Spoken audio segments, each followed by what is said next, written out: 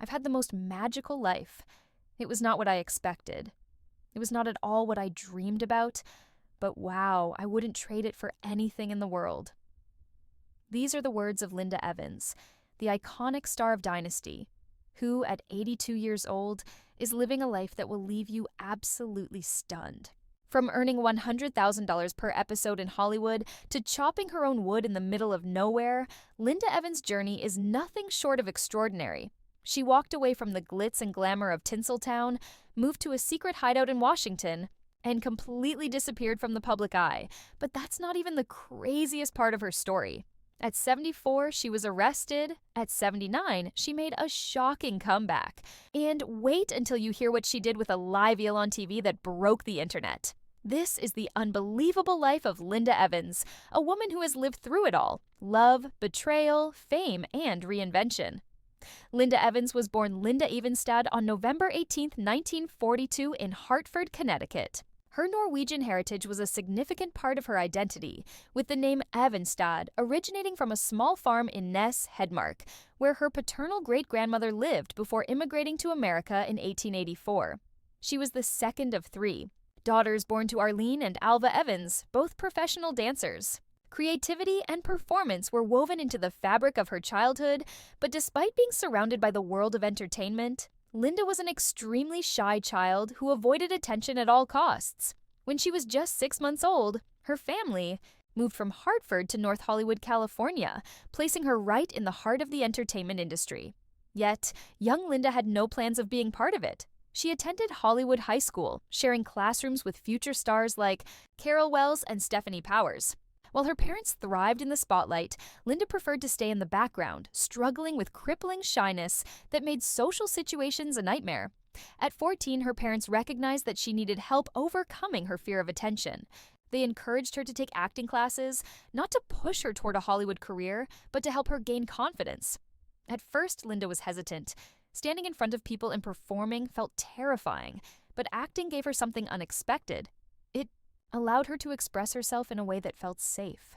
Instead of feeling exposed, she felt free. Playing different roles helped her tap into emotions she had always kept hidden, and that decision changed everything. At 15, she accompanied a friend to a television commercial audition. Linda had no intention of trying out, but fate had other plans. A director noticed her and asked if she wanted to read for the part. She had never auditioned before, but she agreed. To her surprise, she got the role. That unexpected moment introduced her to acting in a way she had never imagined. The commercial led to more opportunities, and soon she was doing modeling work and landing small roles on television.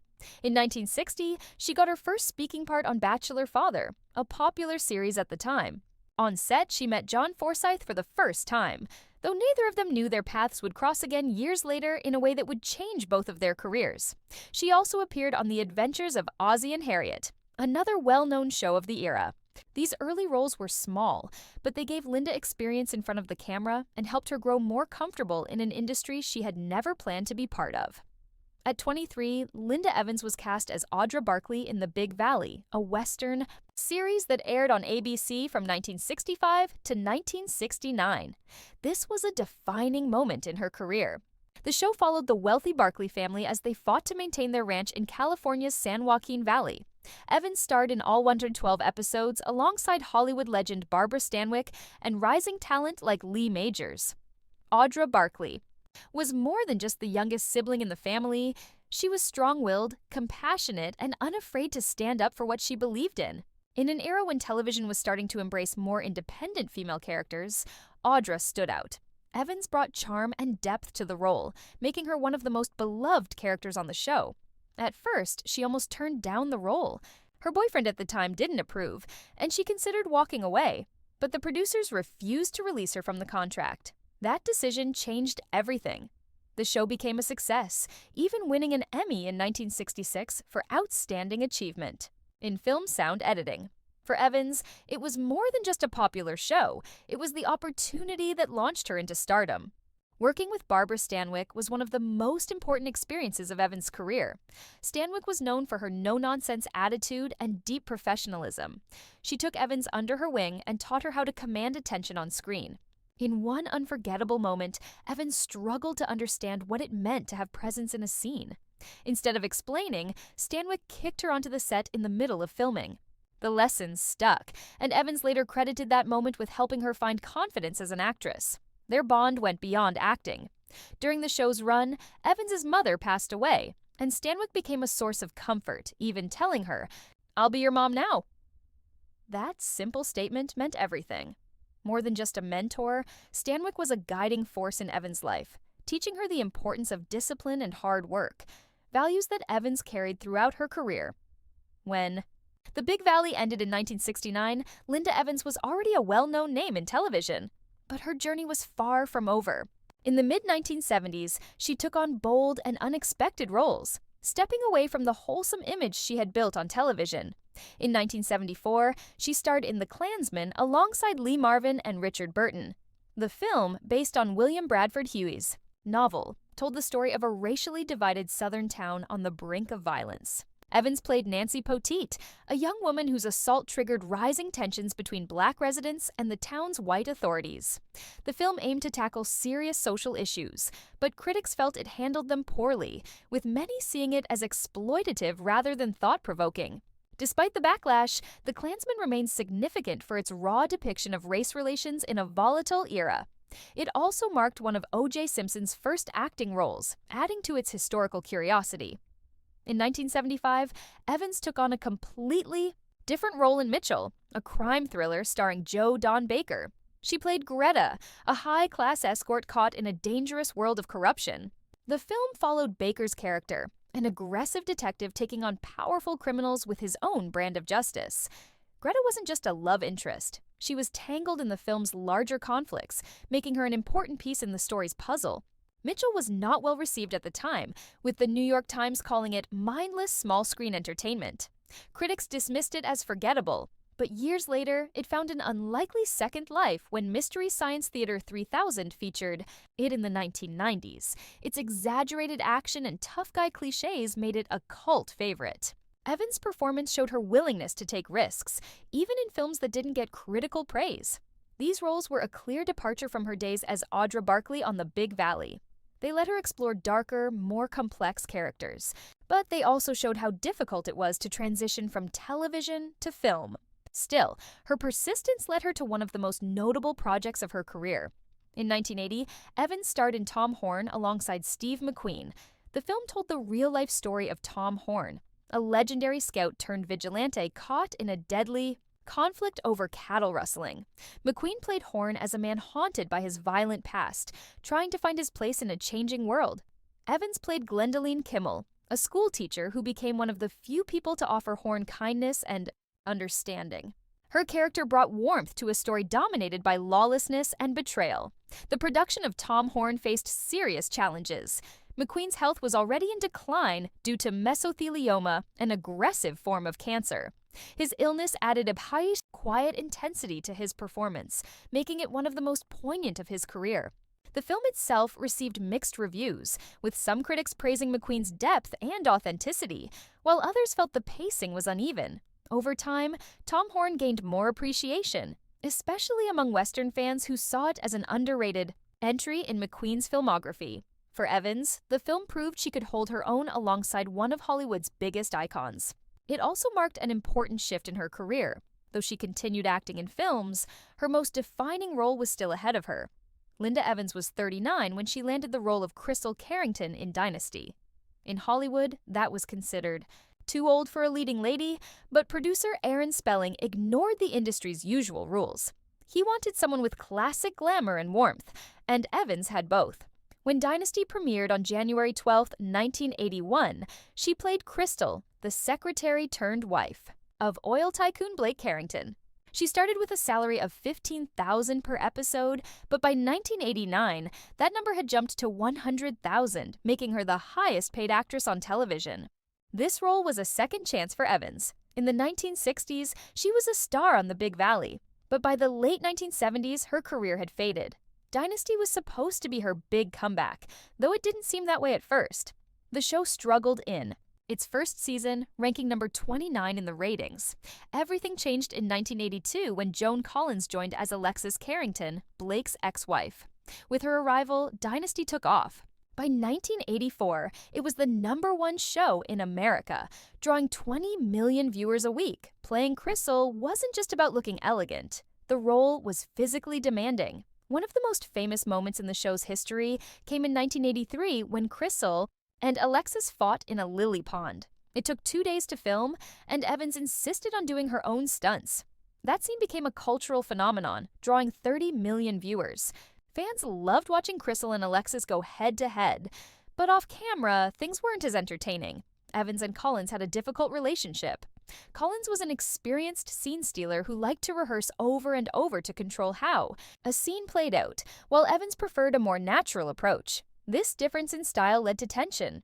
During one fight scene, Collins accidentally hit Evans in the jaw. She later joked, "That's not acting. Linda really hated me." Evans didn't find it funny. She once refused to film a scene where Alexis humiliates Crystal at a charity gala. The tension peaked in 1985 when Collins criticized Evans' delivery during a table read. Evans stormed out. Despite the stress, their rivalry kept viewers hooked. In May 1985, Dynasty aired its most-watched episode, the Moldavian Massacre season finale. In this cliffhanger, terrorists attacked a royal wedding, leaving Crystal and Alexis caught in the chaos. The episode drew 35 million viewers. Off-screen, though, Evans was struggling. The stunts had taken a toll on her body, leaving her with chronic back pain. She also felt trapped by the increasingly outrageous scripts. By 1989, she had enough. She filmed just 6 episodes of season 9 before walking away. Looking back, she said, "I felt like a puppet. Crystal was trapped, and so was I." Even with the challenges, Evans' performance didn't go unnoticed. In 1982, she won the Golden Globe for Best Actress in a Drama Series, tying with Dallas star Barbara Bel Geddes. She earned 4 more Golden Globe nominations and a 1983 Emmy nod, though she never won. Fans adored her, and she took home 5 consecutive People's Choice Awards, a record that stood until Jennifer Aniston's run on Friends. At the height of her fame, Evans appeared on 6 magazine covers in a single month. She also became one of TV's first major brand ambassadors, signing a $2 million deal with Crystal Light in 1984. Her Beauty and Exercise book, released in 1983, sold 500,000 copies.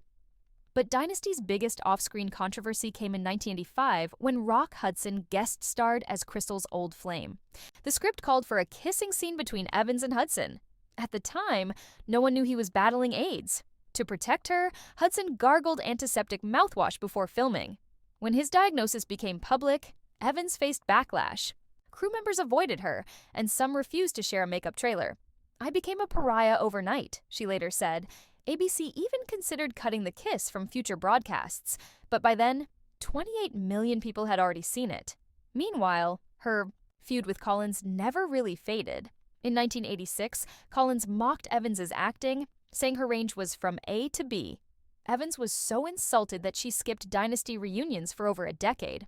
It wasn't until 2006, when they both appeared on Hell's Kitchen, that Collins finally admitted, "We were oil and water, but the show needed both." Evans left Dynasty in 1989, exhausted from nearly a decade of high-stakes television. She had become one of the most iconic figures of the 1980s, but the experience drained her. Years later, she admitted that while the show made her famous, it also left her feeling trapped. Still, Dynasty remains her defining role, securing her place in television history. Linda Evans' life was shaped by love, betrayal, and reinvention. Her first marriage to actor-director John Derek seemed like a Hollywood fairy tale when they wed in 1968. She was 25 when they met on the set of The Big Valley, drawn to his confidence and charm despite their 16-year age gap. For nearly a decade, she put his career first, stepping away from acting because he wanted her to focus on being his ideal wife. She did everything to make the marriage work, believing in the life they were building together. Then came Christmas Day in 1973. That morning, Derek sat her down and told her he was in love with someone else, 17-year-old Bo Derek. He had met Bo when she was just 16 during a film shoot in Greece. The affair had started while she was still underage, so to avoid statutory rape charges in California, he stayed in Europe with her until she turned 18. Evans was shattered. She later admitted she felt worthless and even considered ending her life. The divorce was finalized in 1974, but the pain lingered. 2 years later, Derek married Bo, and they stayed together until his death in 1998. As devastating as it was, that betrayal changed Evan's life in ways she never expected. Determined to rebuild, she called her agent in 1974 and begged for work. She had been out of the industry for too long, and many warned her that Hollywood had moved on without her. She refused to accept that. She took any role she could find, determined to prove herself again. In 1981, she landed the role of Crystal Carrington on Dynasty, earning $100,000 per episode and winning a Golden Globe. Years later, she realized something ironic. If she had stayed married to Derek, she never would have taken that role. He had controlled her career choices, refusing to let her work on projects without him. His betrayal had been the worst thing that ever happened to her, but it also set her free. Decades later, Bo Derek admitted she still felt guilt over what happened, calling the affair a horrible thing that broke her heart. But Evans had long since made peace with it. Instead of holding on to anger, she forgave Bo, and the two even became friends. "I don't stop loving people just because I'm not with them," Evans once said. "I just love differently." Her second marriage was supposed to be different. In 1975, she married Los Angeles real estate mogul Stan Herman. After the chaos of her divorce, she wanted stability, and Herman seemed like the perfect partner. He helped her recover financially, teaching her investment strategies that turned her into a self-made millionaire. But while their financial partnership thrived, their marriage didn't. Herman wanted a traditional homemaker, while Evans had rediscovered her love for acting. Their lifestyles clashed, and by 1979, they divorced. Unlike her first husband, Herman remained a lifelong friend. He gave her their Beverly Hills home, where she lived for decades, and continued advising her on finances. In 1986, when he was diagnosed with thyroid cancer, Evans was the first person by his side. She even considered remarrying him as she cared for him during treatment. A close friend at the time said, "Having her back in his life is the best medicine he could get." Though their romantic relationship ended quickly, his influence lasted a lifetime. He had given her the financial knowledge she needed to negotiate massive contracts during Dynasty, turning her into one of television's highest-paid actresses. Despite the love and respect they had for each other, their divorce left Evans disillusioned with marriage. She later admitted, "I was tired of being a housewife. Now that both Stan and I are successes, the thought of settling down is appealing." But she never did. After 2 failed marriages, she embraced independence instead. By the late 1980s, after leaving Dynasty, she made a dramatic choice. She walked away from Hollywood, bought a secluded lake house in Washington state, and disappeared from the public. For the first time in her life, she didn't have to please anyone. She chopped wood, grew vegetables, and stopped worrying about how she looked. "I no longer had to worry about how I looked," she said, reflecting on the Botox and wigs she had relied on during her relationship with musician Yanni. But life away from the spotlight wasn't always peaceful. In 2006, she suffered a slipped disc that left her in chronic pain. The agony was so intense that she considered suicide. At the same time, her sisters were facing life-threatening illnesses. It was one of the darkest moments of her life. "I really understood why people say, 'Maybe I don't want to live,'" she later admitted. But she survived through it all. She developed a new outlook. Every painful experience had a lesson. "I learned I deserved better," she said. Romance came and went. She spent 9 years with Yanni, who was 12 years younger, but she never remarried. By 2023, at 81 years old, she had no regrets. "Joy doesn't come from the spotlight," she told Northwest Primetime. "It comes from the life you choose." She turned down reality TV offers, wrote a memoir focused on self-discovery, and became an advocate for elder care reform after a DUI arrest at 74. The incident was caused by painkillers she had been taking for her spinal injury, a stark reminder of the struggles that came with aging. Her story, from betrayed wife to independent woman, became a testament to resilience. "Anything is possible when you reclaim your life," she once said, and if she could go back and change anything, she wouldn't. "I would not change my past," she declared. "It made me who I am." Linda Evans left behind the luxury of Beverly Hills for something completely different. In 1989, she moved to a 70-acre property in Rainier, Washington, a quiet retreat with a river, guest cottages, and a small circle of close family and friends. She had bought the land while still starring in Dynasty, but once Hollywood was behind her, it became her full-time escape. "I live in heaven here," she said, sharing her home with her sister, nephew, and ex-stepdaughter, Shauna Derrick. Her lifestyle changed completely. She downsized to a 2-bedroom house filled with natural light and spent her days gardening and hiking. She wanted something real, far from the superficiality of fame. "You want to be where your heart feels safe," she told Oprah, adding that getting older had given her more certainty in who I am. She also embraced alternative healing, studying Eastern philosophy and naturopathy after being diagnosed with idiopathic edema. Her search for spiritual understanding led her to J.Z. Knight's Ramtha's School of Enlightenment, a controversial group that played a role in her decision to settle in Washington. Long before wellness culture became mainstream, Evans was already promoting the connection between beauty and well-being. In 1983, she published the Linda Evans Beauty and Exercise book, a 125-page guide combining fitness, skincare, and mental health. The book, released by Simon & Schuster, sold over 500,000 copies. It included step-by-step workouts, skincare routines, and affirmations like, "Beauty begins within." She collaborated with her ex-stepdaughter, Shauna Catherine Derrick, on the project, introducing ideas like intuitive eating and meditation, rare concepts in the fitness culture of the 1980s. In 1992, she took her wellness philosophy further, launching Linda Evans Fitness Centers, a chain of women's gyms run by CEO Mark Golov. The centers focused on holistic health, featuring aerobic classes set to music by her then-partner, Yanni. Though the gyms eventually closed, Evans remained committed to health and beauty, later hosting infomercials for Rejuvenique, an electric facial toning mask. "I wanted to help women feel strong, not just look strong," she said, proving that for her, fitness was about more than appearances. In 2009, at 66, Evans did something no one expected. She won Hell's Kitchen, becoming the oldest champion in the show's history. The UK audience watched in shock as she defeated comedian Adrian Edmondson in the live finale, drawing 5.8 million viewers. What made her victory even more surprising was that she had no professional cooking experience. Her culinary skills were mostly limited to home cooking and memorizing recipes for Dynasty kitchen scenes.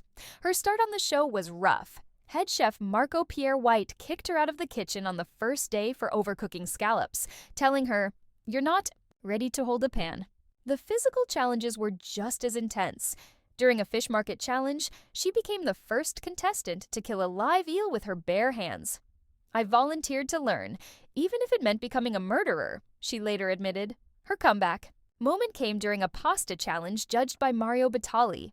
Her lobster and truffle ravioli outperformed dishes from trained chefs, proving she wasn't just a novelty contestant.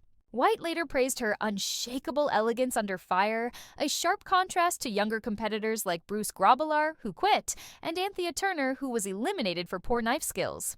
Evans donated her $100,000 prize to charity, but her real victory was cultural. She became Hell's Kitchen's most unexpected winner and sparked a 237% increase in Seattle tourism inquiries from UK fans.